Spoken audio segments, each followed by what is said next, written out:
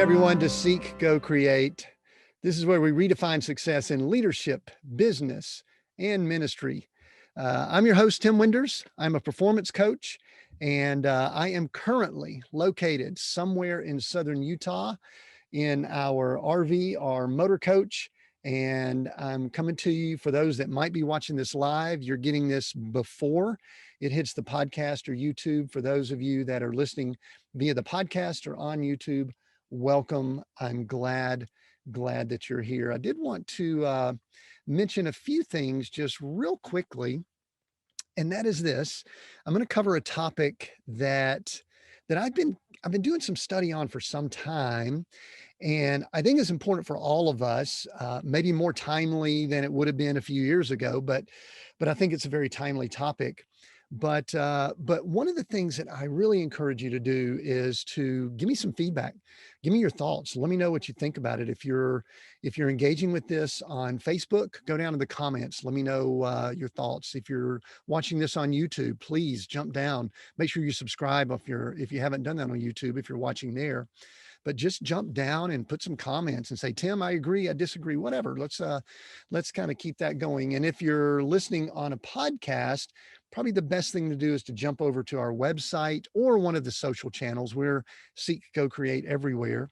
And just start the conversation and give some feedback. Let us know how it was. Please do that. I would welcome that and love it if y'all would do that. So thank you for communicating with us and making this two-way dialogue instead of just me speaking into the camera and or the microphone. So anyway, welcome once again to Seek, Go, Create. The topic today is kind of a catchy topic. It's 7 keys to thriving during chaotic times.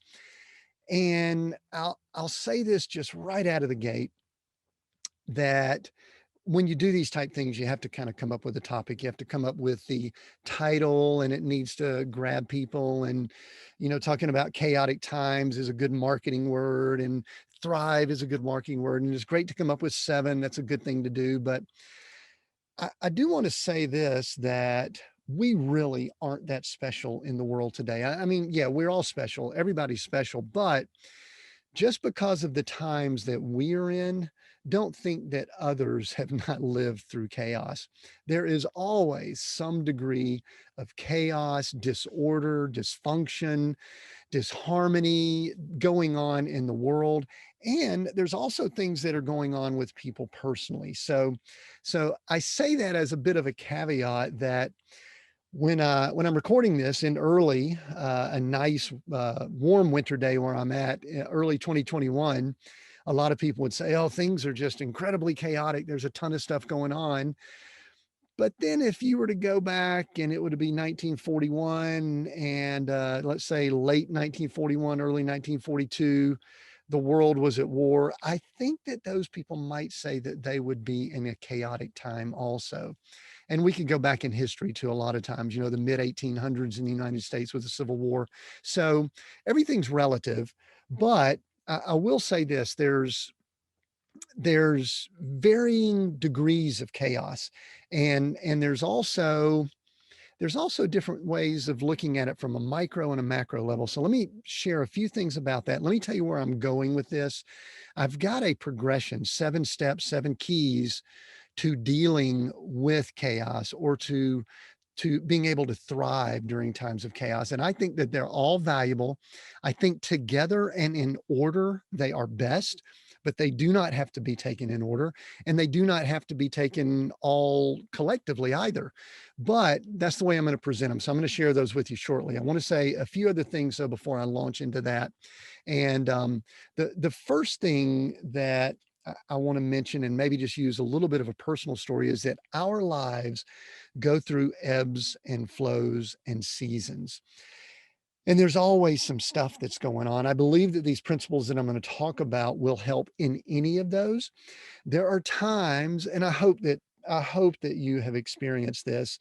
We've done this in some parts of our lives, and that is where things just seem to flow. You're in a rhythm. If this was a sports analogy, we would say you were in the zone. It's where, if you're shooting basketball, you shoot at the goal and it seems like it's not just barely bigger than the basketball, but it's huge and you can't miss. Or for those that might play golf, I've never experienced this myself in the golf game, but some people say, yeah, the cup, the hole just seems big. It's huge. I can't miss. And that's kind of being in the zone. And there are times, seasons where we have that in life. But then there's also seasons where things are just a struggle. They're a challenge. We go through things. And then some of those are things that we may bring them on ourselves, or they may just be part of the normal life cycles. I like to call them the micro situations or the micro events. Things like, I made a list here: job changes, moves, or starting a business or new job, or losing a business or losing a job, or, having a child, raising children, having teenagers. We just had a grandchild. Let me tell you, that was a much easier situation than having a child. So all types of things that we can go through. And I think most people would recognize many of those. And there's probably others, if you've had some sicknesses within your family, or there's been a death of a loved one, or some things we're dealing with right now where we've got our parents that are going through a little bit of a health challenge. All of those things are just part of what we experience in life. Those are the micro things that we deal with individually that may create chaos. You notice I say they may, because sometimes it's our mindset and attitude. Sometimes it's the way we allow those things to creep into our day to day. And I'll talk more about that in just a moment. But those are the micro items. Now, there are other things that impact us that we realize can cause chaos, and those would be the macro. Okay, we got micro, small stuff that's maybe within our household or our small circle, and then there's the macro, and those are things I mentioned earlier, like war or political upheaval or a pandemic, or situations in the economy that might be impacting many people. We experienced that to a great extent in 2008. And I know a lot of people in all likelihood have been somewhat impacted by the macro events that have been going on in the world in the last 12 months. I'm recording this, like I said, in late January, early February of 2021.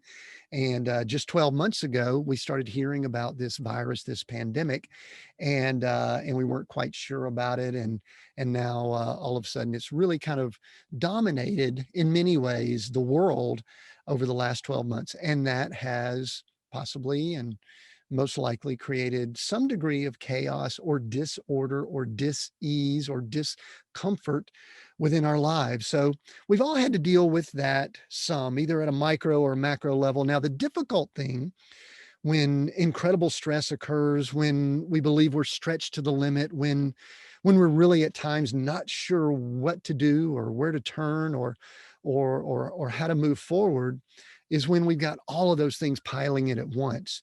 We've got micro stuff going on where we've got jobs or businesses or family situations or health crisis. And then at the same time, you've got political situations going on. You've got economic situations happening. You've got all of these things that are going on in the world that can really create quite a bit of stress and strain. And so I'm hopeful that you are not going through any of that as I'm speaking, as I'm talking right now, as you're listening to this.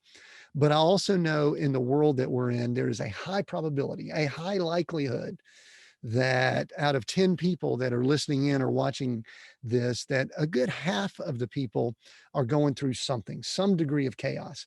I hope, I hope that it's not overwhelming, but if it is, it's my prayer that maybe some of the things we talk about here are helpful to you. Or if it's just at a smaller degree, or you want to play a little bit of, instead of defense and protect, you might want to be more prepared and be proactive.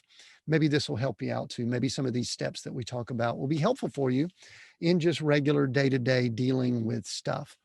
So that's the micro and the macro. And I mentioned this just a few moments ago before I get into these seven, but I do want to say they're not necessarily in order, but I did order them when I was listing these out and kind of coming up with these seven keys. I looked at them and I said, when I look at times in my life that things have gone from somewhat chaotic to somewhat orderly, it's kind of happened in this order. Now, some of these things are going on simultaneously, and I'll mention those as we go through them. And some of them may be flipped around. There may be just, different ways that they happen. But I will say that the order can be helpful that I go through them in. I also will say that this is not necessarily just a personal, I hate to use the word formula, but just a personal tool that can be used. It can be also implemented in organizations, because many of these are used when I do some of my coaching and strategy for businesses and other organizations that I work with. So it can create value there. So hopefully something, if not all of these things, will come together and really be a blessing to you, so that you could use them as a tool, and kind of go back and reference these things. So, having said all that, I think I've got the preface. The thing I want to do maybe is kind of begin going through these seven, and then I'll probably pause and give some explanation as we do that, so that it might make sense to us, and be helpful to us. So let me kind of pull up my notes here so that I've got them. And I was thinking through this as I was making notes earlier today. I was just kind of sitting out in the sun just outside my office here, that's in the passenger seat of Theo, our RV, and I was just sitting there kind of making these notes. And I kind of had flashbacks to times in our lives where we did some of these things well and we didn't do some of these well. And I think it was because I had never really used some of the situations we had gone through as a learning point. Because I do believe, we all go through stuff. I do believe that what we really need to do is learn from the situations we go through, is learn from both the micro and the macro chaotic things that are happening in the world, so that hopefully we don't make those same mistakes again. I know that when I was looking back and thinking about some of the challenging times that we've had in our lives, that Glory and I have had, I was thinking to myself, had I done that, and I'll mention them as we get to them in just a moment. Had I done that, I truly believe that I would have shortened that time that we were in a very difficult situation. Had I implemented this quicker, I think it would have really helped and been less painful. So those were some of the learning points that I have. So as I go through this, maybe think through situations that you've been through and see if you can possibly use some of these to learn from some of those situations. All right, so here's number one. First thing, in times of chaos, if it's a micro or a macro, number one thing, a little bit graphic here, stop the bleeding. Okay, stop the bleeding. Now that sounds extreme, but here's what I mean by that. And I'm going to jump back to a time that most people should still remember, but I'm going to go back to March of 2020, a time when it was around March 13th. I was going through some prayer journals. I've been reading out loud some of my journals to Glory in bed at night, just to kind of reflect on the last few years. And just last night, I read March 13th, which is the day that things just kind of went bonkers in the world. We shut down in the United States. And I remember it was in my prayer journal. I asked the question, Lord, what is going on? I mean, literally, that was the question. I really sensed that this was going to be extremely challenging and catastrophic for the world. And I don't, I guess some people could say it was or wasn't. It just depends. But I definitely think it's been an altering event for the entire world. But when I say stop the bleeding, this is what I mean. Anytime there's an emergency, anytime there is a life-threatening event, then the first thing to do is something, and I'm not a medical person, so I might be using terms that I don't know that well, but there's something called triage, and that is where you look at where the most amount of blood's coming out or the most damage has been done, and you do your best to stop stop the bleeding, or see if you can wall off or stop that spread of whatever is happening. And for those that are old enough to remember, there was a show that was on in the 70s called MASH. And it was, I think it was set during the Korean War. And the whole premise around it was this was a wartime medical hospital, and they use that term quite a bit. You know, people would come in from the battlefront and they would immediately go to triage to stop the bleeding, do whatever they could to make sure that these people could live another hour, another few hours, another minute, another day, until we could do some things we're going to talk about later. But the first thing to do, if you're in some type of situation, and I hope that most of us don't go through many of these in our lives, but it's to stop the bleeding. Let me give a business example. A year ago in March, this is what I was beginning to say earlier. A year ago in March, I was working with clients that were severely impacted when the economy shut down. I mean, hundreds of thousands of dollars in revenue that stopped immediately. We had to do everything we could to stop the bleeding right away. And some of you have been in that situation. You've lost businesses, you've lost jobs, or you've had family members that have gone through situations like that. Look at all that you can do to stop the bleeding, whatever that means. I mean, it could mean that you cut costs. You know, one of the things that we did, it was a little bit funny because we're in a much healthier financial situation than really we've ever been in our lives. But going back to, we'd gone through situations in 2008 that were very difficult. And so I still remembered those. So one of the things that I did to stop the bleeding, kind of funny, is I looked at Gloria. I said, "Hey, listen, can we cut out Netflix, Disney Plus, all that kind of stuff?" And she goes, "Well, yeah, if you think we need to. I mean, you know, it's just a couple bucks." But I was looking at whatever we could to watch our overhead. And so that's part of stopping the bleeding, you know, cut some cost. If you need to, you know, stop some things that money's been going out, if you need to find some emergency funds, do whatever you can to do a quick triage, find out where you're at, where the bleeding is going on, what's going on, and attempt to stop the bleeding. That is critical, critical for chaotic situations. And you know what? So many people, they jump to some of these other things and then they're still bleeding. And I think back, we did that with our business back in '08. We had all of these expenses, and in my mind, I kept thinking that things were just going to get better really quickly. And I looked, I mean, I could see the open wounds, to use the bleeding example. I could see it, but I didn't make the mature decision to go ahead and say, you know what? We need to shut down some of our marketing that we've got going on because it's just not working like it was. And it's a big overhead. We need to watch some of the expenditures we've got from some of our contractors and people that are helping us. Hopefully we can come back and work with them again. But right now we need to stop that. So stop the bleeding. Stop the bleeding is something that you need to look at. The second item to me has become one of the most important, and that is guard your mind. Guard your mind. Guard everything that's coming into your mind, your ears, your eyes, your thoughts. Everything that's coming into your mind is feeding something inside there. And the challenge when there's chaos all around is that it can be very difficult to think, to get quiet, and to be rational and to use wisdom.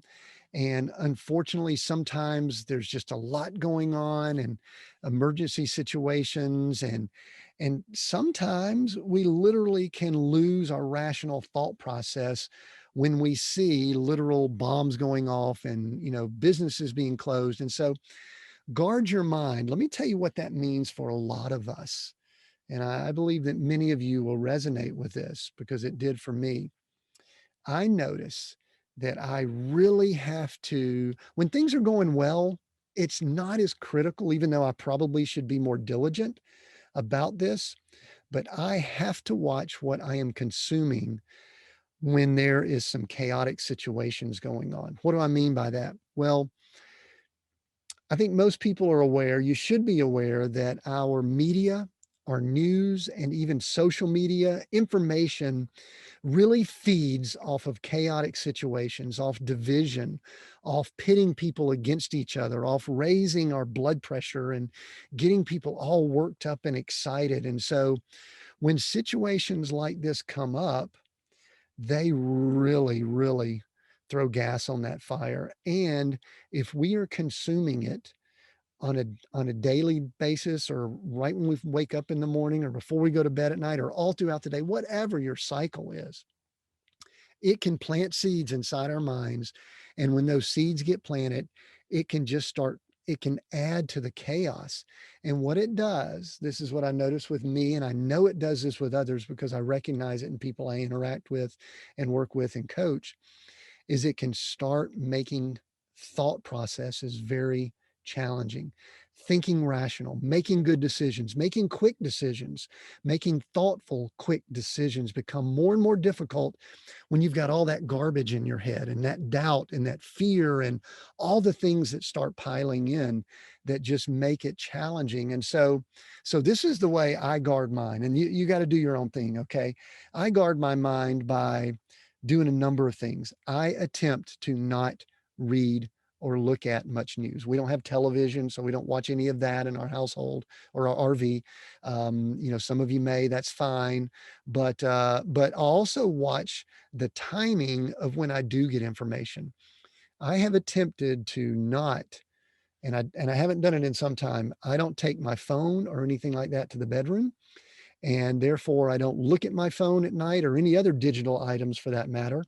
And I also don't do it first thing in the morning. I've got a little buzzer on my watch that goes off when it's time for me to get up. And sometimes I get up at that time, sometimes I don't. But I really do try to guard what goes in. I just try to find a book or something that I read, and it's a hard paper, actual paper book that I read in the evening. And then when I get up in the morning, I don't jump straight in and see what happened in the world overnight.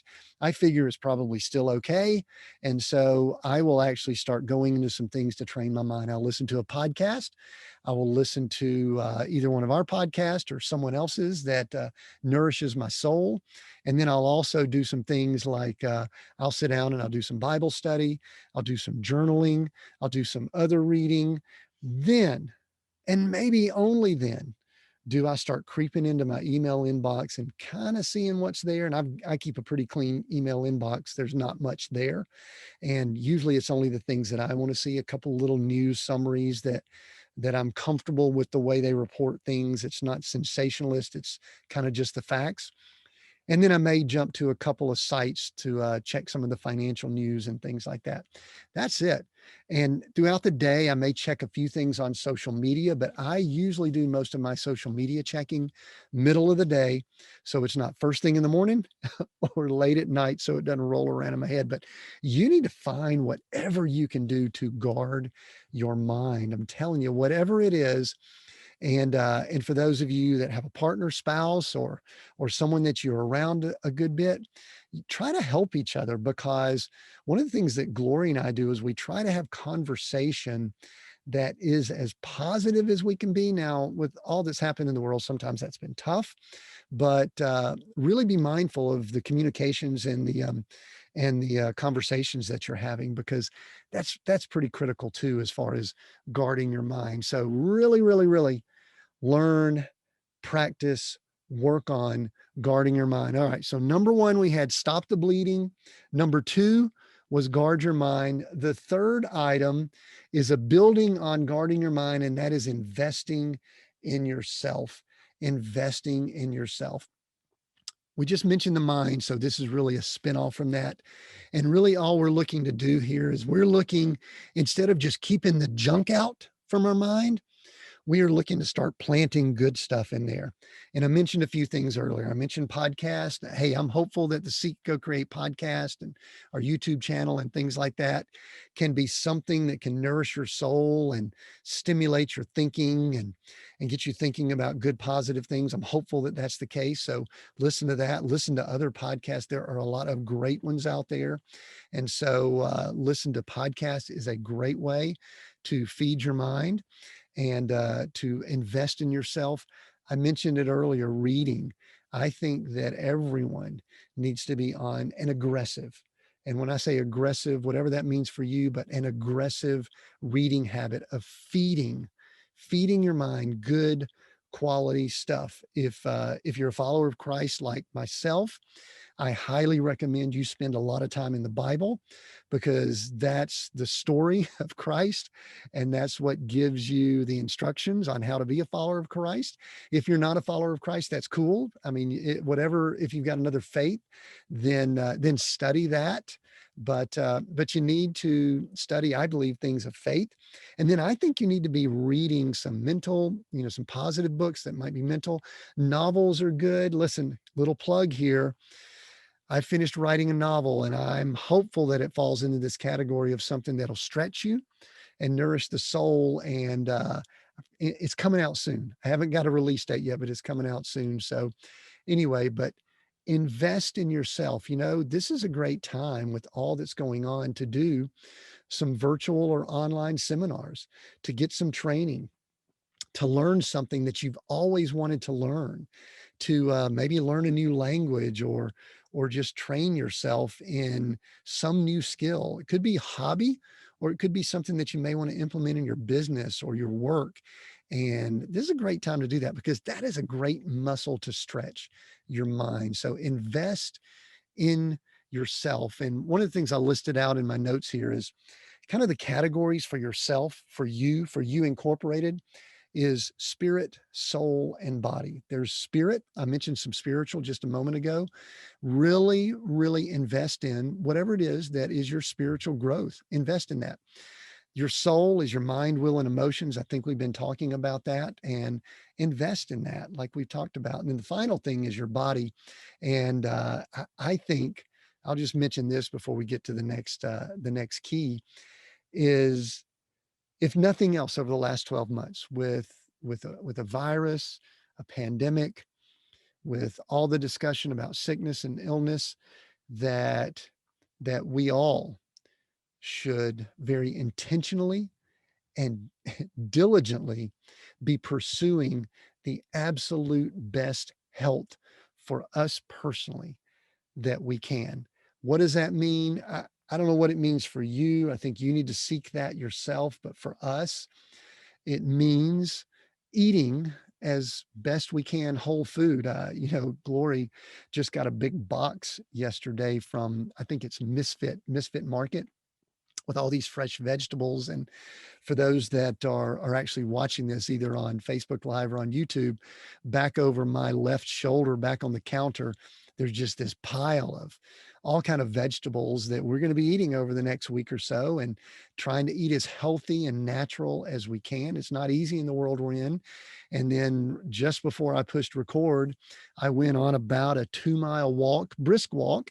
And so just try to do all that you can to invest in yourself by being mindful of your fitness and your health. Here's the unfortunate thing about this third category right here, this invest in self. There's only one person that can be responsible for investing in yourself, and that's you. Even if you're married, you have a spouse, they need to be investing in themselves. They can help, yes, but you know what? 24/7, it's something that you need to be doing, and is considering, what are you doing to invest in yourself, spirit, soul, and body. I encourage you, I challenge you. This is a big one. This is one thing I mentioned earlier. Regardless of if you're in a chaotic situation or not, if everything seems just awesome for you right now, invest in yourself, because it prepares you for that time that could be challenging. So this is a good one here. This is a big one. Invest in yourself. The next one is something that I love to do all the time. And I don't know if it's my engineering background. I don't know if it's because I'm wired to be a coach and I'm always looking at continuous improvement. But the number 4 key is to evaluate and assess. Evaluate and assess. And that can really mean a lot of things. With a business, what we always do is we always look and see, okay, what do we have that's working well? What's not working well? What are some tools and resources that we have at our disposal? What are some resources that we don't have? What are the things that what's the talent of people that we have within our organization? Those are some ways of doing that. as an organization, or I could even say that you could do that as a family. But individually, I think it means things like do some analysis to find out about your personality profile. We've talked about that before on the podcast. You can go back and search where we've done some interviews, and where you can do some assessments and find out what your personality type is. Don't let it own you, but you can do some things like strength finders to find out what your strengths are. You could find out maybe what your weaknesses are. You can, as a family, this is something that a lot of us are doing this time of year as we're working on our financials from the previous year. You know, we're looking at what are our what did we make last year financially? You know, what did we spend? What did we do well on as far as our revenue and income that came in? What did we possibly spend too much on? I mean, that's really evaluating us and assessing how well we're doing. It's giving ourselves a report card. And a few things that fall under that category. One is self-awareness. I had someone ask me recently, they said, you know, what is the key to success? And I don't really like to put one thing, but I think if someone were to pin me down, I think it would really be able to be self-aware, to know about ourselves, to really be able to say, you know, this is something that I'm pretty good at. This is something that I'm not so good at. This is something that gives me passion. I really get a lot of energy. This is something that drains me. So self awareness is really key under that evaluate and assess. And just like I said earlier, look for your resources, your strengths, your talent. What are the tools that you have available? All of those things fall under the evaluate and the assess. Number 4 items. So, real quick, let's run through them. Number 1, stop the bleeding. Number 2, guard your mind. Number 3, invest. Invest in yourself. Super valuable. Number 4, evaluate and assess. Number 5 is ask for help. And let me just right out of the gate say that this is the one that I probably made the biggest mistake on back in 08, 9, 10, 11, 12, when we were going through a lot of challenges coming out of the downturn, the Great Recession, whatever we call it now. I don't know if it was my ego. I don't know if it was being a man. I don't know what it is, but I know that many people, many of you, many people listening really struggle with admitting, number 1, admitting that you need help. And number 2, reaching out to someone and say, hey, can you help me out? I just did an evaluation and an assessment, and I've got some gaps. There's some resources that I really need to move to the next level, to get out of this stage of chaos, to thrive.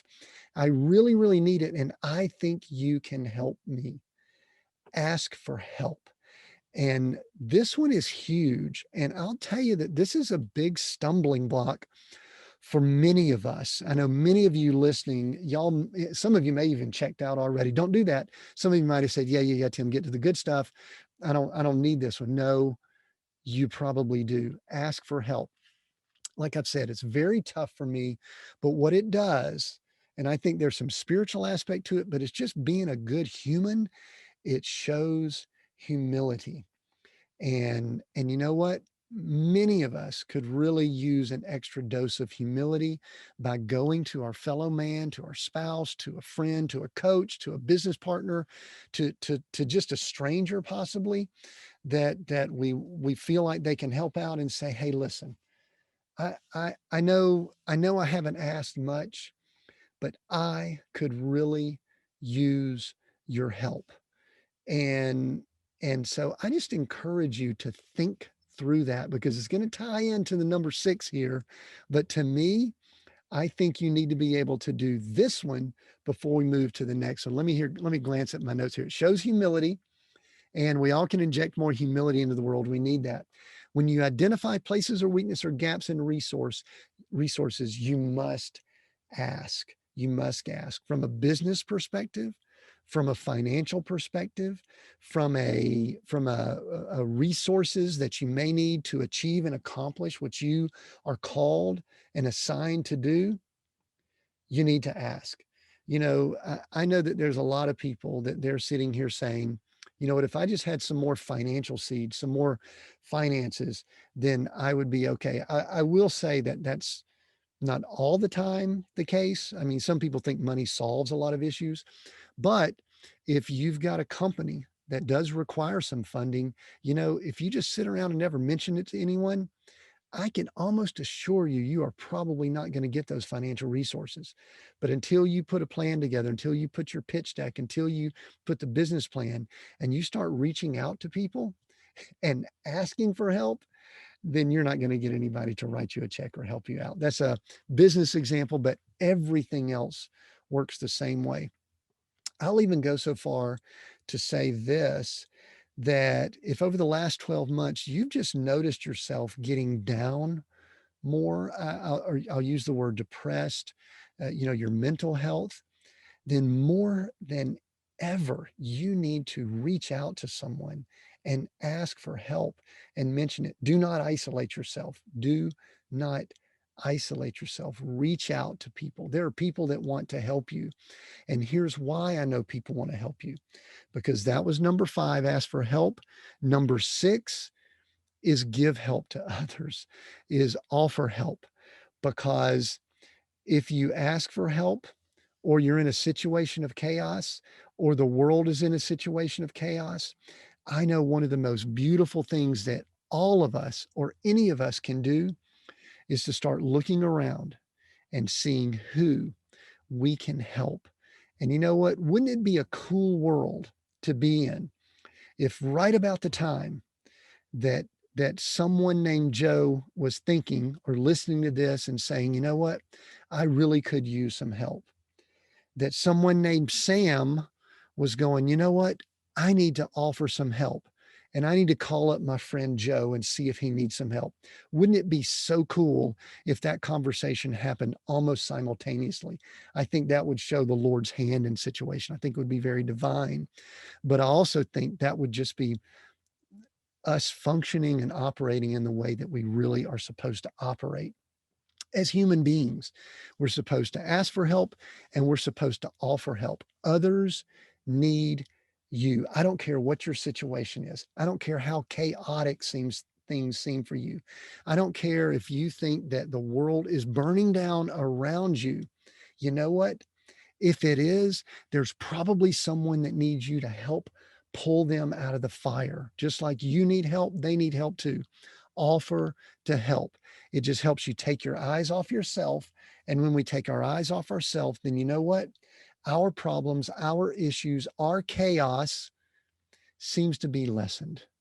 And, you know, I could get to preaching on this because, like I mentioned earlier, I'm a follower of Christ, but I could get to talking about something called the kingdom of God. And let me just tell you, that is the way the kingdom of God works. People that need help ask, people that can help offer. Ask for help, offer help. Be a good human being. That was number 5 and 6. And then finally, number 7, and this one could be done all along the way, but I do think that after you've done all of this, number 7 is just to start moving, do something, get out and go and start doing things so that you can start learning. You can get some momentum going. You can get some action behind all of these things you've been doing. And, you know, a lot of this ties together. I mean, it could be that start moving means go out and offer to help someone. Start moving could be to evaluate. Start moving could be to invest in yourself. That could all fit into that. But I only say it here with number 7 because if you've done all of these things, 1, 2, 3, 4, 5, 6, and then you sit around and do nothing, then I would venture to say, in all likelihood, most of the time, you're not going to move beyond the chaos, the situation, whatever's going on, because you're going to be stuck. It's almost going to be like a situation where you're in quicksand. And so start moving, because once you start moving, then it makes it easier to circle back to what number 4, which was evaluate and assess. Because sometimes you can't evaluate things well when you're sitting still. That only until you do 90 days of effort, this is kind of what the way we do it in the business and the corporate world with people I coach. We do 90 days of doing things, of strategy. And then we look at it, we evaluate and assess, we see where we are. And then we make adjustments, we make tweaks, and then we go 90 days again. So start moving, doing something is almost always better than doing nothing. Doing something is almost always better than doing nothing. And that's the way we see what's going on. So I encourage you, to just take a look back. Let me recap real quick. Here's the 7. Stop the bleeding. We talked about that. Guard your mind, invest in self, evaluate and assess, ask for help, offer help. Those two go together. Man, those are so powerful. We could talk about those for a long period of time. And then just start moving. I challenge you, I ask you, I am hopeful that if you're listening to this, that you'll take one of those items, maybe 2, maybe 3, maybe all 7, and just look at what you've been doing and say, you know what, I'm already doing those pretty well. Maybe I can adjust and tweak this. Maybe I can do that. Or if you're listening to this and you're going, I have never heard that. I don't even know what you're talking about, Tim, but you know what? I'm going to give it a good shot. I applaud you. Go after it. Do it. Start doing some of these items. And I feel very confident because it's what I've seen in all the business and organizations I've worked with, me personally and others. I believe that it will help us all move through and thrive in times of chaos. I so appreciate you listening in. I want you to thrive in all that you're doing. Even if you're hitting home runs every time you step up to the plate, I want you to hit longer home runs. I want you to hit home runs where there's people on base so that more runs come in. So just keep going. And I appreciate all of you. I just want one quick reminder that I do want to continue having dialogue with you guys. And so for those that have checked us out on all the socials, go do that. That's great. But last little item is go to seekgocreate.com. That's our website. That's where all the notes are. This will be listed out there if you're listening to this on the podcast or after it's been released on YouTube. We have all the notes there, the outline. You can get some resource links, and all of it's right there. And you can also add comments underneath each post. Please do that. Please do that. And if you haven't already, I would just ask that you give us your best email so that you could just stay connected and stay in touch with us. I have enjoyed this message. If y'all can tell, boy, I got all jacked up doing the walking I did earlier. So I've had fun with it, and I hope you've enjoyed it too.